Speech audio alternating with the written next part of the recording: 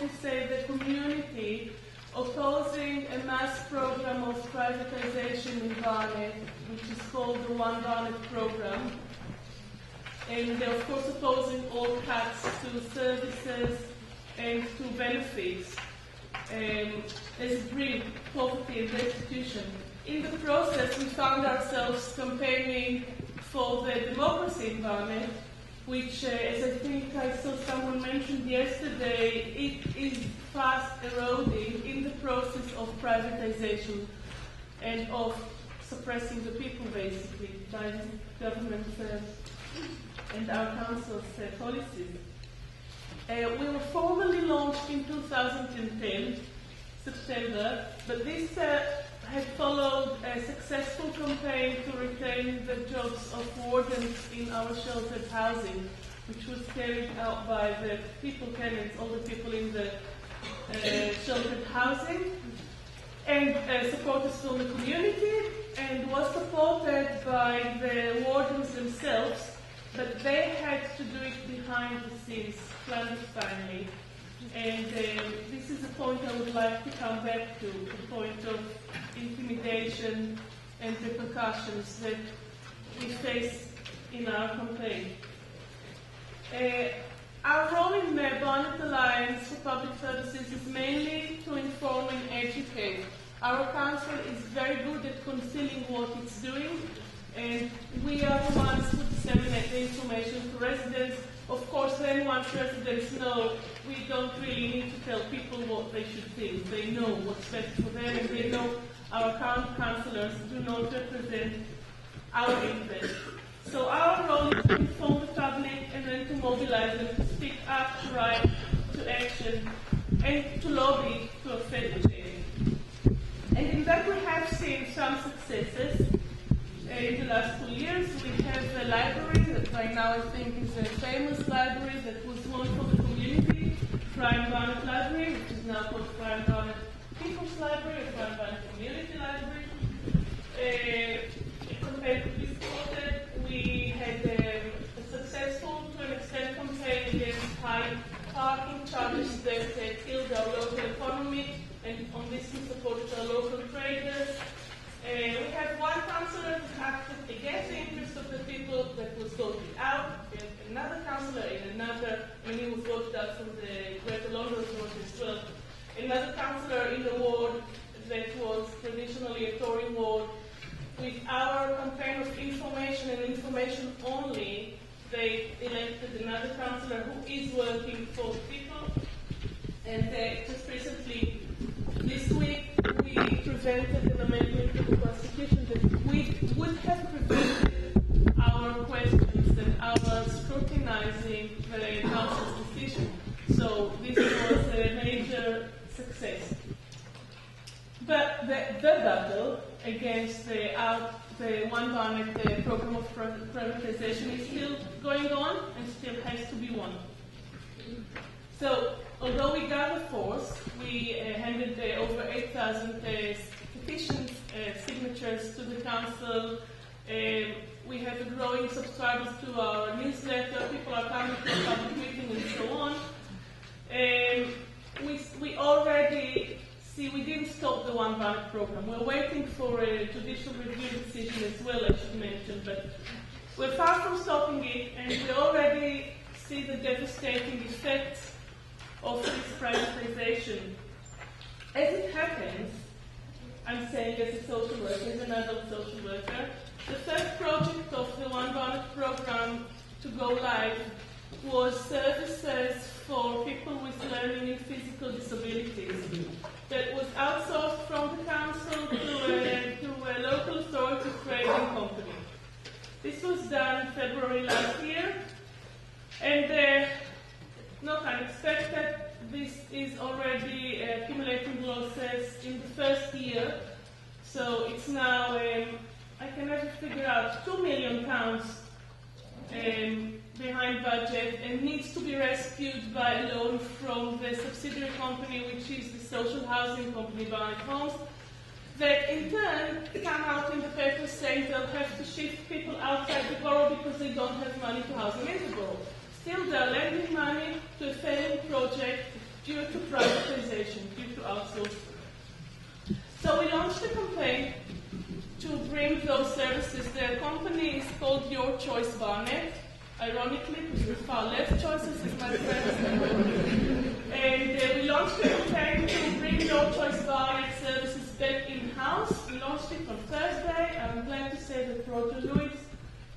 Impact and SWAN spoke in our public meeting of launch. And this campaign really epitomizes the way in which we are working. And the motto that we have always said, services and jobs are the same, are two sides of exactly the same coin. And when I looked around the hall on Thursday evening, I really saw service users and family carers, staff members, trade union representatives, residents that for now has nothing to do with social services, everyone. I mean, the campaign is a joint campaign and an inclusive one, and I think this is our strength. And it also brings problems that I want to focus on, but luckily in Barnet, not within the campaign. In Barnet, we had the support of the trade unions from the World Globe, from the start, massive support. So, although people may have felt some anti-trade union feelings in the beginning, it has vanished, and we really don't have any conflict or any tensions between residents and workers within the campaign. However, we know that it will be us, residents, family carers, that will have to spearhead this campaign as the older people, tenants of the sheltered housing had to do at the time, and not the workers. We know we have the support of the workers, we have them in the hall, we know that they support obviously the campaign to bring services back in house, but we know that it will be us that will have to lead the campaign. Why? Because of intimidation and vindication, no, that's not right. Vindictiveness, sorry. California at the time. Intimidation and repercussions that people are facing, and they're facing it across the board, not only workers, but in this case we don't want to risk anyone's job. Which really brings me to the two issues that I would want to focus on. One is the issue of boundaries, and as social workers we're educated to keep them, and I want to challenge this. I want to say that in our sort of campaign, which in my mind is the only campaign to go forward, there is no room for these boundaries and they naturally fall. And this, I think, is an important essence of our campaign. And the other issue I'd like to I'm hoping for discussion about is really the issue of intimidation. Joint campaigns like CADS is the campaign against destruction of disability support services, but also plays on the word CADS. That is a sub-campaign that we formed within Barnet Alliance about a year ago, and the new campaign falls under this. So campaigns like this, campaigns like campaign to bring your children back in round, campaigns like the Cunahan family campaign are, I think, radical by their mere existence because they jeopardize the divide and rule that the elite is using to suppress us. They defy the hierarchy inherent in the current system and the atomization, and they blur the boundaries between different categories of people. And I know at least in Barnet, the divide and rule is used by the council, again, across the board, between workers and the public they deliver services to, between the public and the trade unions, they try between social workers and service users, between disabled people and non-disabled people, between good-intentioned charities and their users, in a way that I can go into perhaps later. And even between users of different services, when people from Barnet homes can say, why should we fund the disabled people or vice versa? Now, I think blurring these boundaries that we do in the mere existence of our campaign as an inclusive campaign, I think it is good. It is challenging the power relations and make it clear to us and to them that we are genuinely all in it together. If you'll excuse my use of this view. Wherever we are placed in the social care system, social worker, service user, resident, disabled person, able-bodied, we are really all in it together. Our interests are the same. And that is why blurring these boundaries gives us power. And that's what frightens them. Now, I have to say that the fact that the existing power relationship is not an aim in itself. It's just a tool. We are fighting together simply because there are issues to fight about, because there is injustice, because people are hurt, because we need to bring about change to this unjust system.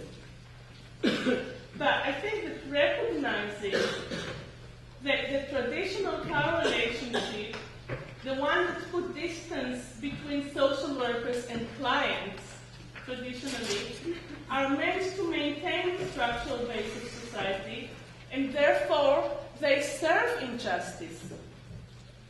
I think this is an empowering recognition, especially if we can define them by the mere model of our joint working together in the campaign, in a respectful, inclusive, equal, and friendly way that we do. When we formed CAS, we were amazed by how quickly the Council responded to us. We thought that it will take months and months until they'll even recognize us. But they responded to us very quickly, and it was really puzzling. The only explanation I have for this is that we really turned the tables on the power relationship. We did not accept our place as, we were a group of disabled people, family carers, and a few others. I can maybe safely say here we were very few. But we were normally disabled people and carers bottom of the tile, right? We spoke to the directors of social services, to Barnet Council cabinet members, to them, the big ones, like equals. And we challenged them, and we asked questions, and we knew our business. We knew what we were talking about, because we were the people that they manage. So this, I think, is the second form of blurring boundaries between them and us, between the professional and people. The third one is really the issue that comes into the personal is political. And I like saying this as an old feminist. This is, I think, the thing that we brought. Okay, I'll very quickly tell you about a meeting that I attended with a friend of mine that unfortunately is not here today, with a social worker. Now, there were a few blurring of boundaries there, because first of all, the social worker asked who I am, and my friend John said, she's just a friend. But really, I was a comrade as well. These friends, I have to say, are parents to a woman with Down syndrome that I met through the CADS campaign, and we are now working together. So we had one blurring there, and the meeting was brought about because a social worker phoned John to say his daughter is due to a review of her care needs. And John responded in, how will the personalization affect my daughter? So they got into a political discussion, which was then a meeting was arranged. The personal outcome, this social worker, team leader, told us is that the service manager, and he told us right at the beginning of the conversation, to put your mind at rest, the service manager has agreed that your daughter's day center's days will stay as they are. She will still receive 5 days a week. John's response was, thank you very much, but what about her peers? And what will happen next year? Completely political one. I think there was a bit of shock for again, And then I deliberately gave I didn't blur the boundaries when I gave this team leader a leaflet inviting him for our launch meeting of the campaign that happened today. Which I was a bit taken aback by, and I could understand. I said I'm giving it to you in a personal capacity because I could understand that who am I, what side am I here on, and so on. And he was afraid to get this. He said, "Thank you very much, but I will not come." And I know he will not come because it would risk his job. And that brings me to the last issue that's maybe the more important one, so I'll try to rush through it. They do have tools for repercussions. They don't just intimidate us. And we see it across the board. We see it, okay, it's obvious that workers can lose their jobs, but we have parents that are afraid to speak up because they're afraid to lose services. We have charities that lose business because I, for my sins, blurred the boundaries between my role as a volunteer or worker and my campaigner head, and I challenged the service provider, and as a result, in advocating our clients, as a result of which they just pulled the whole lot out of our service, which is unique. And charities are afraid to touch us with a barge pole because they're afraid, because we have no funding, so we have nothing to lose. So we can challenge and speak up, but they're afraid to lose funding from the council.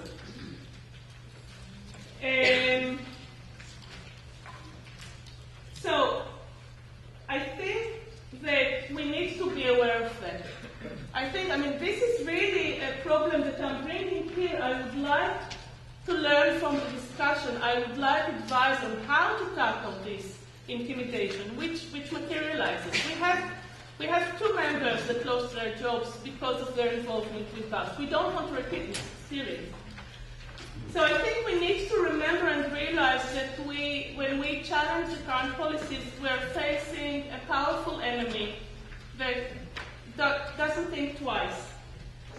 But at the same time, and despite the fact that we need to be aware of this vindictiveness and to play it as safely as possible so as to protect ourselves and our comrades, at the same time, this is why community campaigns like ours, joint, inclusive community campaigns, I think is the way forward for real change towards a just society.